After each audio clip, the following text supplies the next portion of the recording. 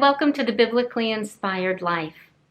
We're going to begin a 4-part series on the fact that we are wonderfully and awesomely made by God.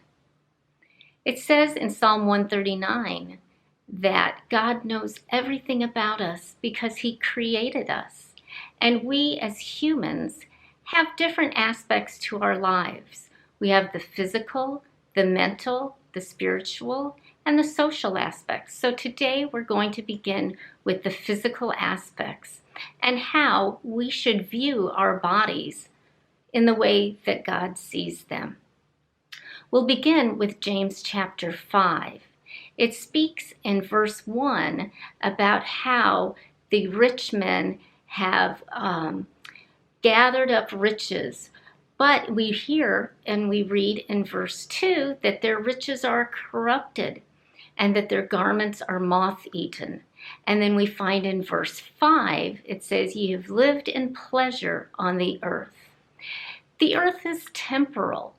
That's not what we want to be pouring our whole lives into.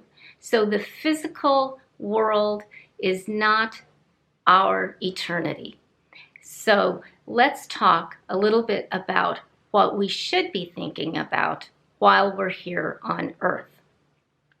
If you look in the book of Corinthians, Paul went to Corinth, and it was a very wicked place. There was rampant sexual immorality, idolatry, all kinds of horrible things going on. And we need to notice that as Paul was speaking, what he was really telling everyone is, don't live by the standards and the culture of this world. We are in the world, but we are not of the world. We should be different. We should not be dragged in, pulled in to these kinds of behaviors and lifestyles which are so detrimental to us in every aspect, including our physical bodies. So, that being the fact, how should we behave towards our bodies? First of all, as a believer, we need to recognize that our bodies are the temple of the Holy Spirit. That is, the Spirit of God is indwelling in us, we who are believers. This is something that we need to take very seriously. And if you look in 1 Corinthians chapter 6, beginning in verse 18, it says to flee fornication. Every sin that a man doeth is without the body, outside of the body. But he that committeth fornication, any kind of sexual immorality, sinneth against his own body. So you're sinning against the temple of the Holy Spirit. And you certainly do not want to do that. Because it says then in verse 19, what? Know ye not that your body is the temple of the Holy Spirit, which is in you, which ye have of God, and ye are not your own. You're bought with a price. Therefore, glorify God in your body. And it goes on to say, and in your spirit, which are God's. So we need to recognize that, you know what, our bodies really aren't our own. Our bodies are the temple of the Holy Spirit, and we need to use them for His honor and glory. We also need to realize that our body is to be presented as a living sacrifice. We read that in Romans 12:2. It says, I beseech you therefore, brethren, by the mercies of God, that you present your bodies a living sacrifice, holy, acceptable unto God, which is your reasonable service. And be not conformed to this world. And then we'll talk about the rest of the verse in a later video. So when you think about that, our bodies are to be holy and acceptable unto God. And that reminded me just of the sacrifices that were given during the temple period. They had to be spotless, right? And so we need to also present ourselves as a sacrifice to God for His purposes. Now, with these things in mind, what should we do in our daily lives, in our behaviors? First of all, we need to protect ourselves from physical sin.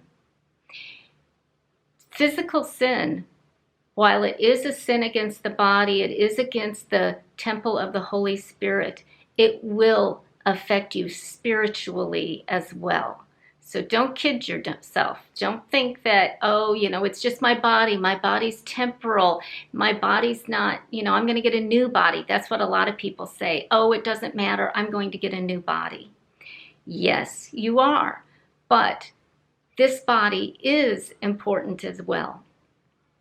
Second of all, we really need to take care of ourselves and watch what we put into our bodies. We should not be abusive to them, whether it's with smoking or drinking or drugs or eating too much or eating all of the wrong kinds of foods. That is not the way we should be treating our bodies. We should take care of them and eat properly and eat the right amounts of food as well. Thirdly, we should have some sort of exercise or movement to keep fit. If we want to serve God, we need to be able to maybe go where He wants us to go. There's people who go on the mission field in Africa where they don't have a vehicle. They don't have a lot of, maybe not even running water. They may have to walk 2 miles, get water, and carry it back. You need to be physically fit for that.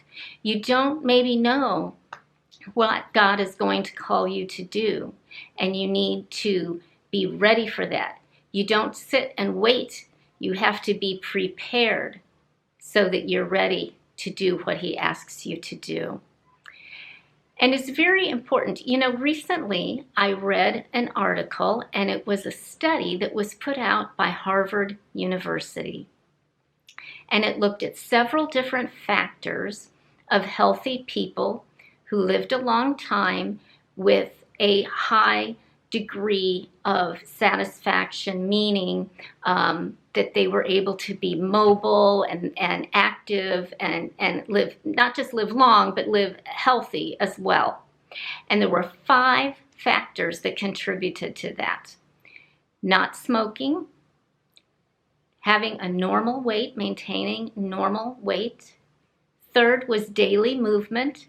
That doesn't mean you have to run marathons, lift a lot of weights, do 2 hours of aerobics a day or anything like that. Just movement.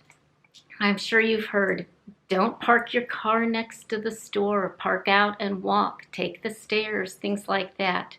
I know this doesn't seem spiritual, but there really is a spiritual aspect to that, and that is taking care of your body that God created and gave for you to use while on this earth.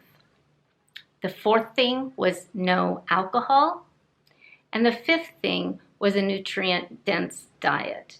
And I think today, with the internet, even going to the library or whatever, you can read books and find out what are foods that are healthy. Basically, anything that comes from the earth, meaning fruits, vegetables, grains, things like that, are the healthiest to eat instead of the processed foods. But I want us to just take a look at our lives today, just our physical bodies, which a lot of us within the believing community don't place a lot of emphasis on, because we tend to say, this is temporal, I'm going to get a new body, my relationship with the Lord is important, not what I look like, all of those things. But it is important. It was important to God to create you just the way you are. He gave you a body. He gave you a body that functions to whatever degree you have.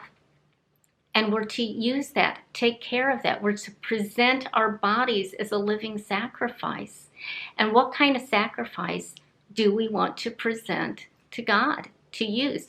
To say, here I am, use me for your will, for your plans and purposes. I want to participate in your plans and purposes, so I'm ready.